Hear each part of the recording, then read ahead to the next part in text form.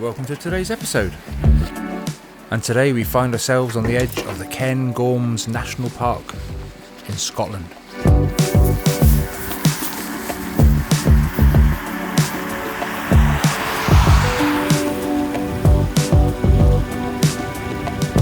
And I thought today would be a good idea to set myself a little challenge and try and make the best of this beautiful Scottish scenery.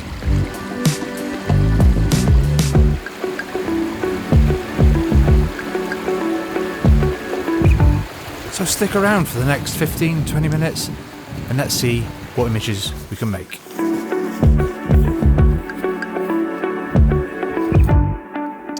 Hello and welcome to today's video. Now I have got the chance to come up to Scotland yet again. I was up here about a fortnight ago where I went with John McKenna to Devil's Pulpit. Now I've come up again this fortnight later.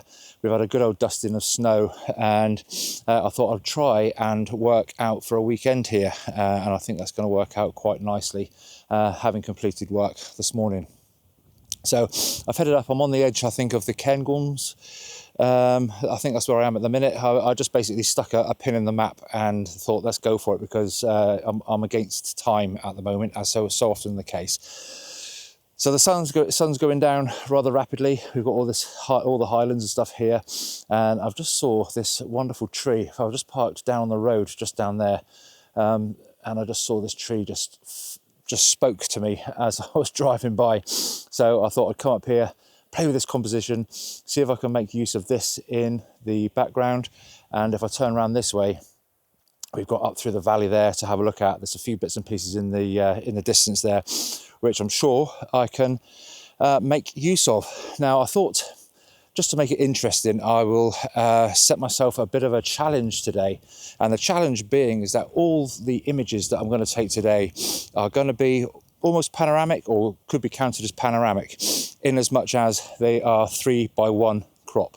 Now, I'll use the term loosely. Some might be more than that, but I want to try and shoot with that in mind rather than just a snap. Now, if I can come our way with 90% of my images in that orientation, I think I'll be quite happy, and I think the challenge would be accomplished.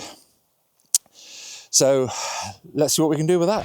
So the first composition with a panoramic in mind, a 3x1 crop, as I said, I'm going to start just kind of here with this tree on the left-hand side of the image, and all this is going to be in the right-hand side. Now, I've kind of overshot it a little bit because I want to give myself a little bit of room for cropping it down to make the image balance. But that's kind of what I'm looking at. As you can see, the sun's going down really quickly and the shadows are starting to creep up already. Now, I have taken the shot already, but we've got some lovely clouds coming in here, which are all looking nice. And I just thought that with the tree standing prominent just here, I know there's the hill running behind it, but I don't think the hill is looking so close to the edge of the tree that it's going to cause an issue. I just think it sort of sets off the trunk and the details in the trunk quite nicely. So yes, so I've gone basically starting from there, and I've basically gone across to about here, and that should be enough to give me my 3x1 crop. Now, I really like the fact there's something interesting in this dead space. So, could it be classed as dead space? I think so, because there's nothing in it. But you've also got this beautiful landscape. But that's my way of thinking anyway. So let's see how this first shot works out.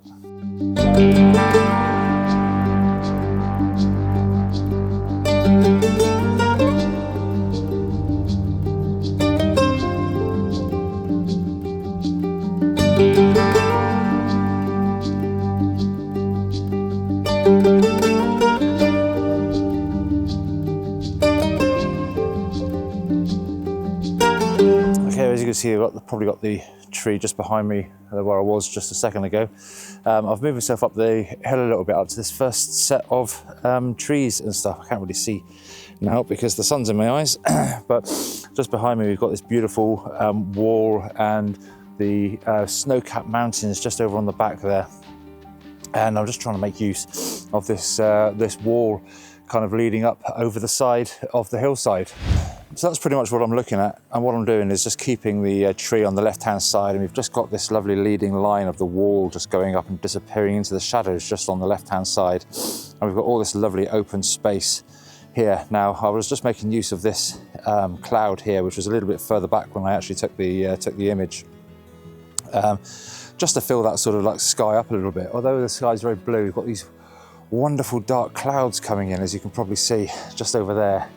And just adding just a little bit of something to the sky, which is really nice to see. It's very, very bright and very fresh up here at the minute, so it's absolutely wonderful. So I'm just going to sort of play around in this sort of situation, with this scene basically, just play around with it just a little bit more and see if we can make any more of it.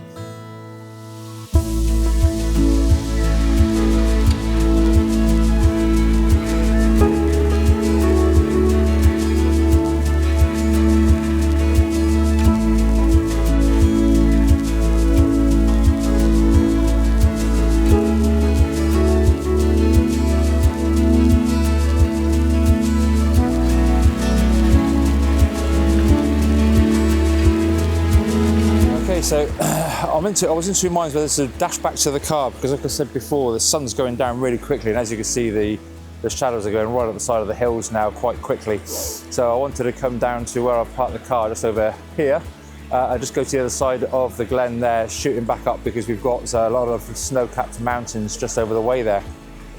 But on the way back down, I just was following the river, because ideally I wanted to cross over the river, but it looks rather deep in places. But it just got me thinking if I could do anything with the way the ice has been melted and the way the ice is clinging to the rocks and what have you. Going back to my challenge of doing a panoramic or a 3x1 crop in my final image, I thought, why use that all the time on wide vistas? Why not try and find something very small and intimate, but still do a 3x1 crop? So I thought that might be a little interesting. So let me just show you what I've worked out. Well, I don't think this is going to really show up too well on there. As you can see, just down there, I've got all that lovely sort of white water drifting down through the scene from top left to bottom right. And we've just got, on the little rock there, we've just got this little crown of ice. So I've put the 100 to 400 on, as you can see, and I've really, really focused in on that. Now, what I'm doing is basically, I've taken a pano from kind of almost that position, and I'm working my way through the scene, just moving it incrementally. So there's about 5 images I've taken, just to make what's the word I'm trying to find? Just make the crown, the subject of this, with all the white water running around either side of it. Now, obviously, with the 100 to 400 on, it looks very, very clear, and it looks good on the back of the camera. So hopefully, it looks good in this shot.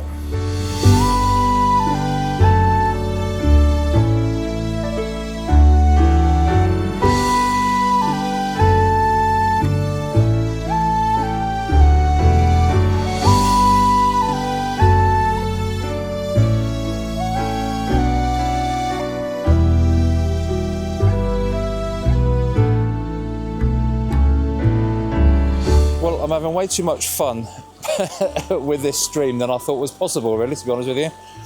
I'm still trying to get this 3x1 crop in my head, or a pano of some description. Now, working off what I tried to do just now with that sort of crown of ice, I've just kind of switched the camera around sort of 90 degrees, and it's still in the same sort of area as where I was just a second ago. But I've got this sort of shelf of small icicles that's just hanging down, and you've got the wave of the water as it moves through, kind of complementing it. And now I've kind of, with the 100 to 400, I've zoomed right in, and because of the white balance on the camera and the picture profile itself is set to clear, white balance is, I think, on a sun, is for sun. The ice is giving off this blue glow. It looks quite nice, actually. Let me show you what I've done. What you're looking at there is the last in the sequence. That's what's going to finish off the pano in my head, where you've got the streams is basically in the whole image, should be S-ing its way through the image, coming in at the bottom left-hand corner and then flowing through to the top right-hand corner. And you'll have the ice shelf, which you can just about see the corner of it, sort of complementing it in its solid form, as it were, the solid water at the top of the image. So as you can see the shelf is just over here. So I've tried to get that so it focuses. So I've tried to get that sort of L shape there, focusing around this water as it flows in and out of the image. Now, what I did find is I did start the sequence just now. It's a little tip to keep in mind, that when you're doing a pano in such a short space, if it's straight, like that ridge is straight, you need to make sure that the camera is perpendicular to it. Because what I was noticing just now is that I was using an f-stop of f.9. By the time I'd gone through the sequence, the icicles on the right-hand side were out of focus. So I've gone back, I've recomposed it, I've got the camera set up so it's pretty much straight in line with that edge. Obviously the camera's at the end of the sequence, but if I turn it around, it's kind of, I've made sure that it's all, if I come down, all in focus right the way along the image, as you can see there. Manually focused, and I've got those little sort of sparkles going, so I know that it's all in focus, and the image should start roughly like that if it's come out, and it goes through the sequence like that and right out the other side. Well, that's the plan. Here's the image.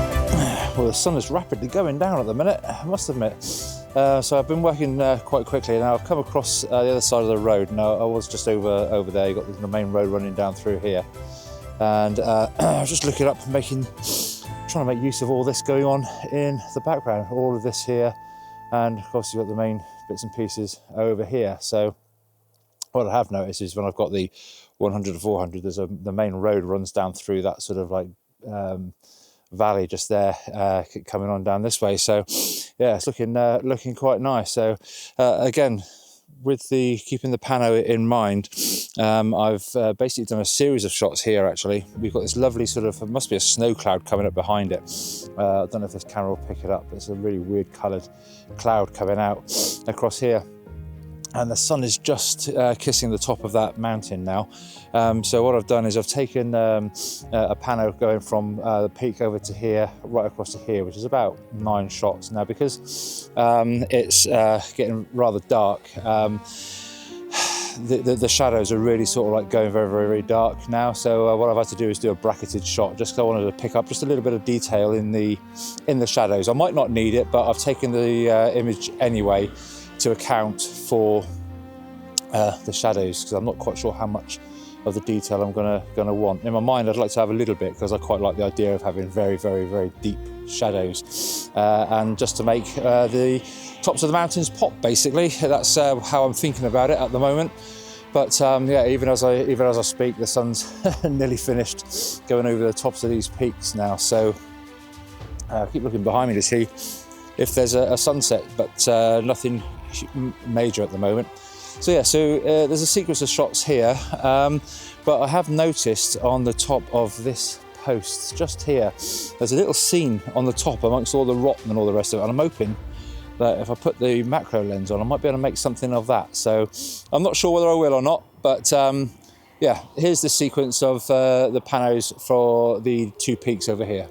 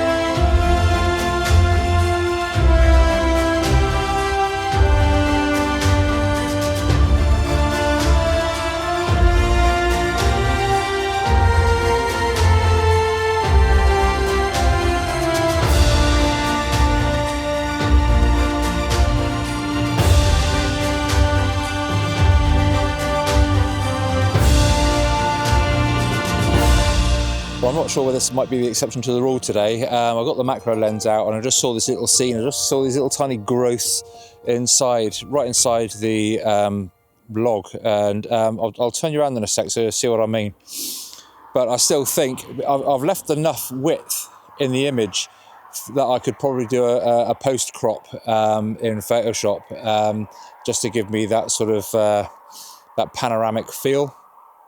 But I'm not sure whether the subject is strong enough for it or not. But we'll have a look. We'll have a learn from this one, I think. But I'll just turn you around so you can see roughly what I'm trying to do. You can see I've put my big screen on there just to help out. But the actual focus is all this little tiny piece of snow, which is just encasing this little tiny plants just inside there. So you can see how tiny, I don't know if you can see how tiny that is, but if you go in there, that's kind of what we're looking at, something like that. Are we? There we go. So we're kind of looking at that little tiny bit of snow, and you can just about make out there's a little tiny bit of I don't know what it is, so a little bit of plant growth just inside there. It's only very, very, very, very tiny. But that's what I just love about this macro lens. It's you can get right in there and make a scene out of pretty much anything. I mean, it looks pretty. If you're looking down through there, it looks quite smart. But yeah, that's kind of what I'm looking at. 3x1 crop in a macro. I don't know. Let's see.